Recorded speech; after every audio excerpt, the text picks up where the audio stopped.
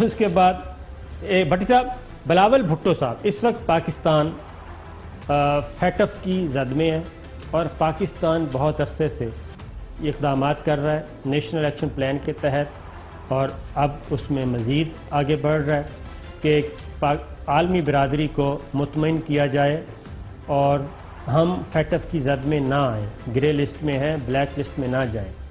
وہ اقدامات کر رہا ہے، حکومت بھی اس میں شامل ہے۔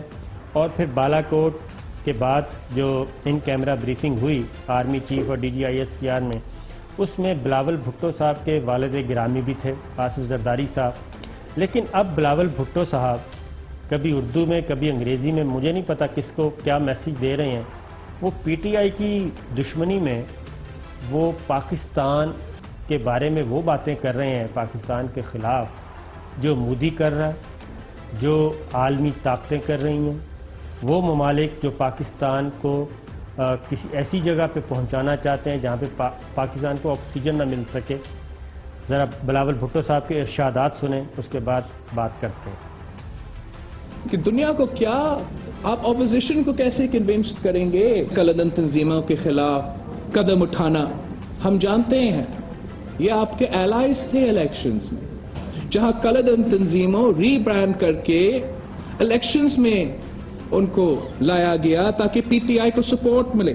PTI has to distance themselves from past statements and actions in support of terrorist organizations, in support of bad organizations. They have to draw a line in the sand کہ وہ پرانا PTI تھا اور اب نیا PTI بن گیا ہے۔ Pakistan cannot afford for our Prime Minister and our government to have this doubt hanging over their heads. There are at least 3 ministers that I can think of whose name I won't take today, but may be forced to if the government takes no action. Now these 3 ministers have got a record and a history when it comes to banned organizations.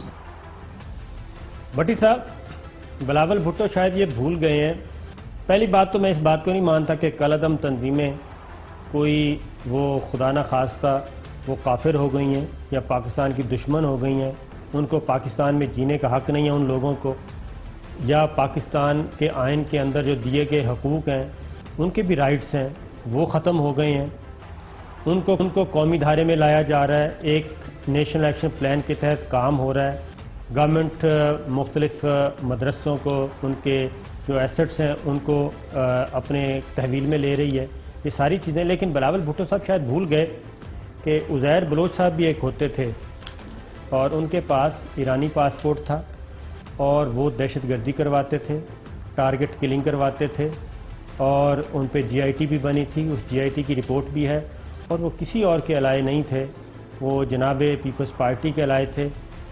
آپ کے پاس زیادہ معلومات ہیں بھٹی صاحب، ذرا بتائیں۔ صابر صاحب، گزارش ہے بلاول بھٹو جن کا بھی آپ نے یہ زرداری صاحب کا شارٹ سنایا ہے، یہ ان کے والد غالباً آصف علی زرداری صاحب ہیں، اور پچھلی 11 سال سے ان کی سندھ میں حکومت ہے اور 5 سال وہ ملک کے صدر رہے۔ اس سے پہلے بھی پیپلز پارٹی کی کم و بیشتر 3 دفعہ حکومت رہی۔ کالعدم تنظیموں کے بارے میں انہوں نے پریکٹیکلی خود کیا کیا؟ امن کمیٹی کیا تھی؟ انسانوں کے سروں کو فٹ بال بنا کے کہاں کھیلا جاتا رہا؟ کس کی سرپرستی میں کھیلا جاتا رہا؟ اربوں کروڑوں روپے منی لانڈرنگ کون کرتا رہا؟ کیا وہ تنظیمیں، کیا وہ جو ملک کا پیسہ لوٹ کر باہر لے جاتا ہے، وہ کسی بھی دہشت گرد سے زیادہ خطرناک نہیں ہے؟ معاشی دہشت گرد ہے بھٹی صاحب، معاشی دہشت میں بتاتا ہوں، ایک دہشت گرد ایک آدمی کو مارتا ہے، 5 آدمیوں کو گولیوں سے مار دیتا ہے، بم سے مار دیتا ہے، وہ واجب القتل ہے وہ دہشت گرد۔ لیکن جس کے پاس حکمران وقت ہو، حاکم وقت ہو، 20 کروڑ کی عوام کی زندگی کا فیصلہ ہے، اس نے میڈیسن میں کیا رکھنا ہے، تعلیم کے کیا رکھنا ہے، سڑکوں کے لیے رکھنا ہے، اگر وہ بددیانت ہے، اگر وہ کرپٹ ہے، جعلساز ہے، وہ 20 کروڑ کا مجرم ہے۔ صابر صاحب، ان کے لیے سافٹ کارنر کیوں میرے بلاول صاحب کے پاس؟ بلاول صاحب یہ کیوں نہیں تقریر کرتے کہ جس نے اس ملک کے پیسے کو دانستہ یا غیر دانستہ نقصان پہنچایا اور غیر آئینی طریقے سے پیسے کمائے ہیں، ان سب کو پھانسی لٹکا دیا جائے، امینڈمنٹ کرے قانون میں، 18ویں ترمیم میں امینڈمنٹ ہو سکتی ہے، تیسری طرف وزیر اعظم بنو۔ آپ بی اے پاس صدر بنو تو اس ملک کو لوٹنے والوں کے لیے قانون سازی کیوں نہیں ہو سکتی؟ بالکل ہو کیا سکتی یہ ہے، ملک بلاول کا نہیں ہے؟ بالکل ہو سکتی ہے بھٹی صاحب. کیا اس کے لیے بلاول اس لیے باتیں کر رہے ہیں کہ ان اس کے کے لیے والد کا نام آصف زرداری ہے؟